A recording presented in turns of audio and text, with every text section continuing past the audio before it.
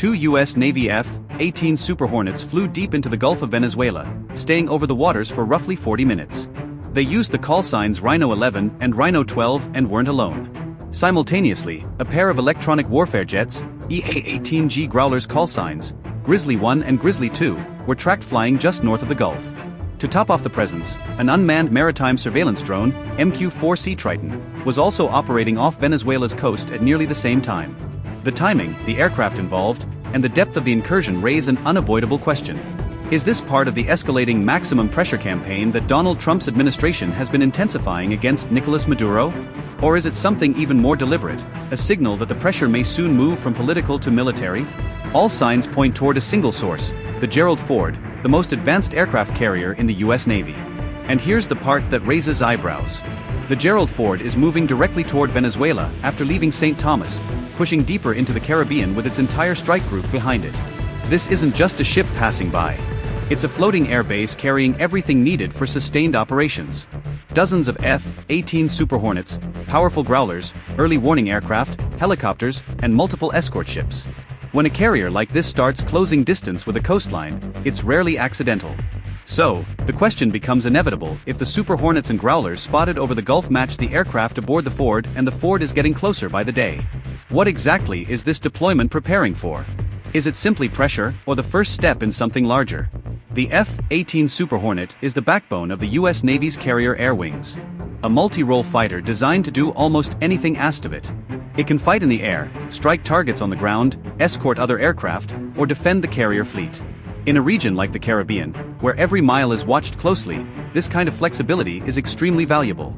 On a mission like the one over the Gulf of Venezuela, a Super Hornet could be carrying a mix of air-to-air missiles like the AM-120, short-range sidewinders, or precision-guided weapons capable of hitting fixed locations from a safe distance.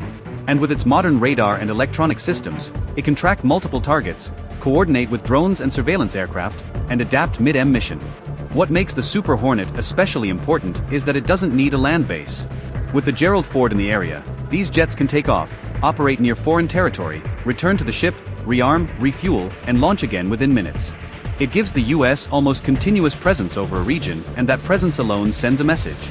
So when two of these jets appeared deep inside the Gulf of Venezuela, analysts immediately took notice. Was it reconnaissance, a test of reaction times, or a show of reach and capability? The EA-18G Growler plays a very different role from the Super Hornet, but in many ways it is even more strategic. These aircraft specialize in electronic warfare, jamming radar systems, disrupting communications, and protecting other aircraft by confusing or overwhelming enemy sensors.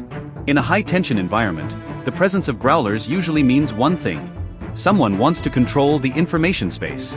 If a country wants to evaluate how another nation's defenses respond, Growlers can listen, probe, and map their electronic activity without firing a shot. They can reveal how quickly radar operators react, what frequencies they use, and what systems activate when they sense an intrusion. It's like taking an X-ray of another country's defensive network. Add to that the MQ-4C Triton drone, which was also detected in the area.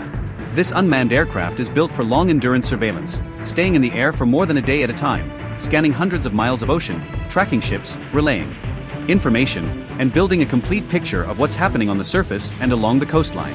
When you combine a Triton with Growlers and Super Hornets in the same region, you're not just seeing isolated flights.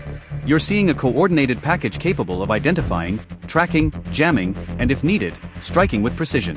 That's why the activity over the Gulf raised so many questions. What makes the situation even more intriguing is that just days before the Super Hornet and Growler flights, observers tracked two U.S. Air Force B-52 bombers operating in the Caribbean. Their route appeared unusual, flying patterns that suggested some form of presence mission or long-range signaling. And when B-52s show up, it's rarely subtle. The B-52 Stratofortress is one of the most iconic aircraft in U.S. military history. A huge long-range bomber capable of flying more than 8,700 m without refueling. Despite its age, it remains incredibly relevant because of the weapons it can carry. Precision-guided bombs, standoff cruise missiles, maritime strike weapons, and even systems designed for electronic support or decoy missions. Seeing B-52s in the same general time frame as carrier-based fighters raises the question: is this a broader pattern of U.S. power projection in the region? Or are these flights part of a coordinated effort to pressure the Venezuelan government from multiple directions? The arrival of the Gerald Ford and its strike group into the Caribbean Sea marks one of the most significant U.S. naval deployments in the region in decades.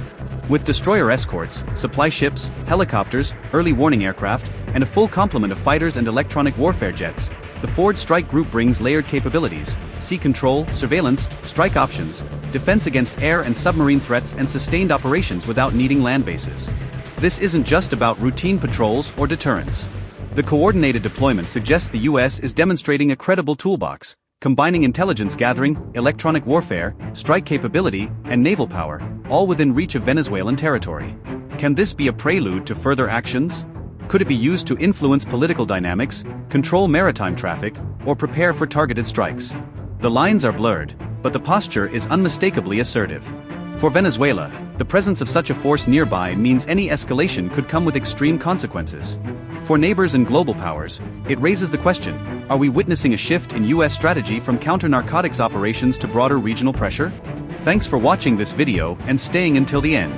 The situation in the Caribbean is shifting fast, and every new flight, every movement of the Gerald Ford, and every appearance of strategic aircraft adds another piece to a puzzle that's becoming harder to ignore. With all these assets moving closer to Venezuela, many are wondering the same thing. Are we watching the early signs of a larger operation taking shape, or is this simply another phase of pressure meant to push boundaries without crossing them? Let me know what you think in the comments. And if you want to follow every new development as it happens, make sure to subscribe. Thanks again, and stay alert because things may move faster than anyone expects.